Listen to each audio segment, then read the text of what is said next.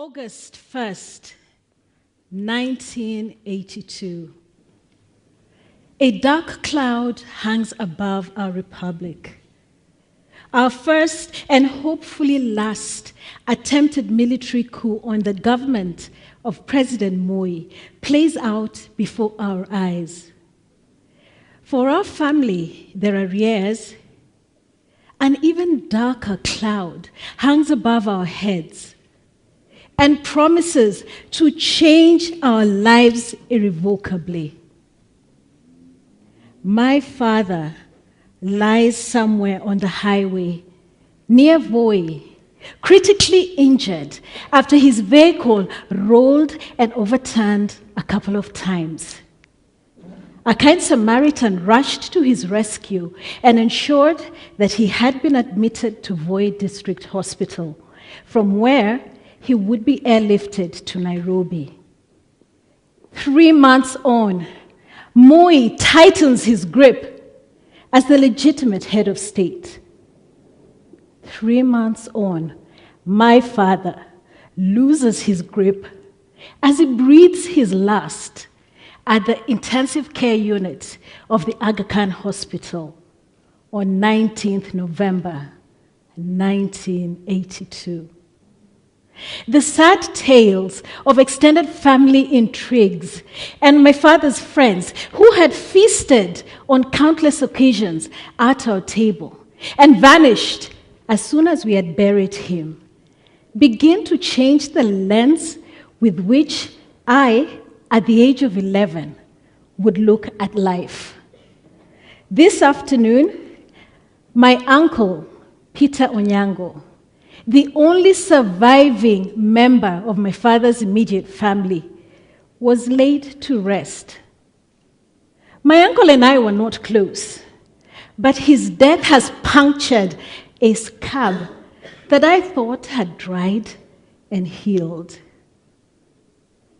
and taken me into the recesses of pain and sorrow that I had forgotten about.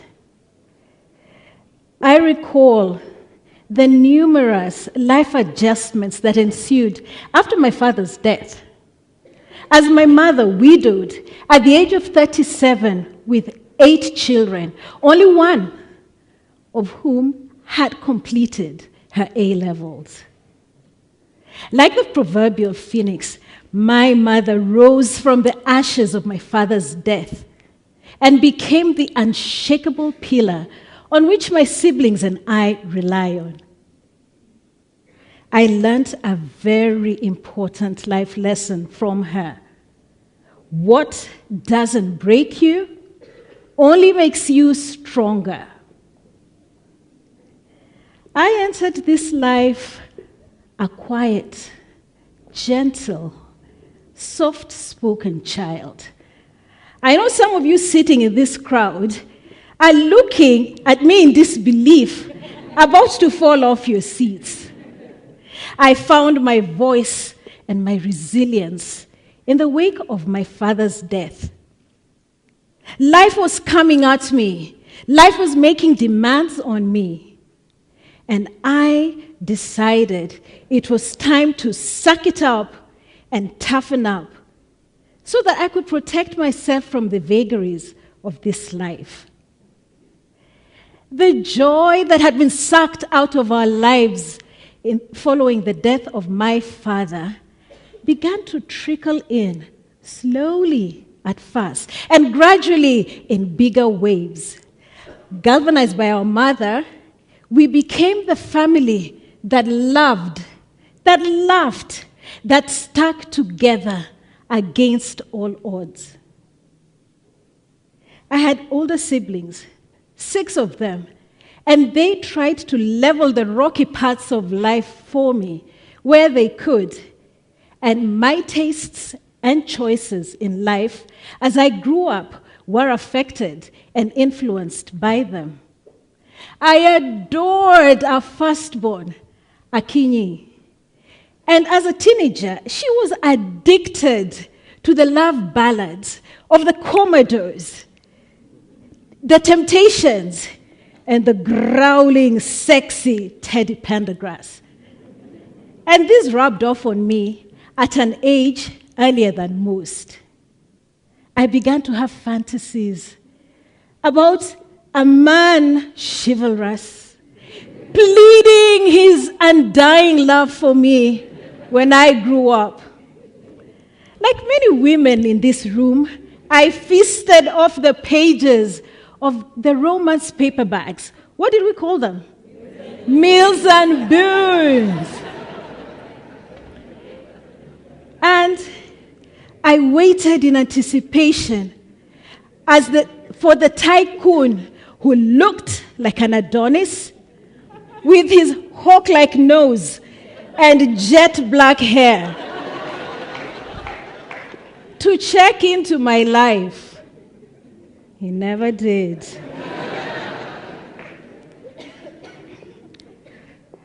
The suitors were in no short supply, I can assure you. But the more they advanced, the faster I ran. I realized that after my father's death, I had built a wall around me and around my heart because I did not want to ever be that vulnerable again. Looking back, I think I could have taken more chances with love and allowed her to carry me wherever she willed.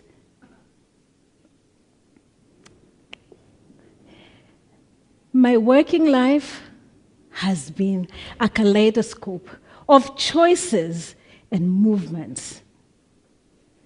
I have moved millions of dollars, not mine, if I may add, working for an asset management firm and a leading stockbroker.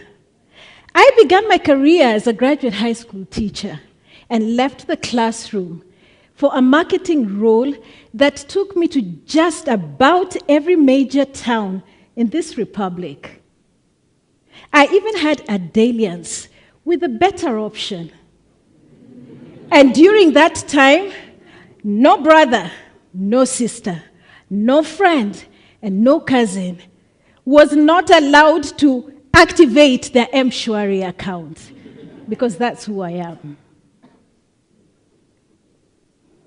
I have tried to eat life with a big spoon and nearly choked on it sometimes. I recall, for instance, an incident on Lake Baringo years ago with a group of friends when this relic of a boat in the middle of the lake began to leak. We made it to the shore somehow. And then on another occasion, I joined 9 men and women in search of the majestic sunset on Lake Turkana. Suffice it to say, we never made it because the vehicle that we were traveling in overturned on its nose and then on its side, and we were lucky, just by God's grace, to have escaped unscathed. My one and only attempt at climbing a mountain was in 2013 in Cape Town. The Table Mountains are a joke compared to our towering Mount Kenya. And because my sister defied me and said that she didn't think I could hack it, I proceeded to climb that mountain in a pair of jeans and sneakers. Halfway through the climb, I began to realize that my silly pride and my philosophy of you can't tell me what I can and can't do had got the better of me.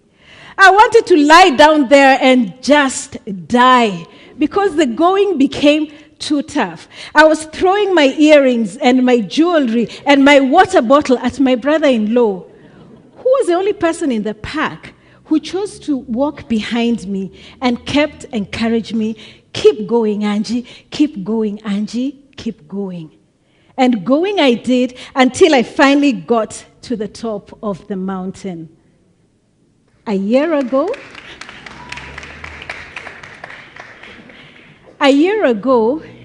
I breathed life into a dream that I had harbored for 5 years. I started my company, Upskill Africa, which specializes in coaching people in public speaking and an array of soft skill solutions. The experience of running my startup with its ups and downs has been more thrilling than a whirlwind romance. There have been nights I have sat at my dining table from 10 to 6 a.m. writing proposals. Then there have been other times when I've made such quick, big bucks from very short client assignments. The freedom to determine how I work and when I work is so priceless to me that I am not about to make a comeback into employment, at least not for now.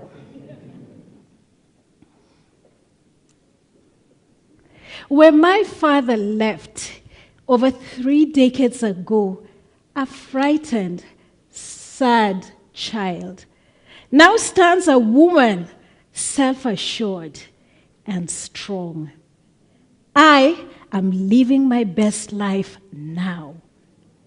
I am taking chances with love and life, knowing that I have become everything that he wanted me to be and more.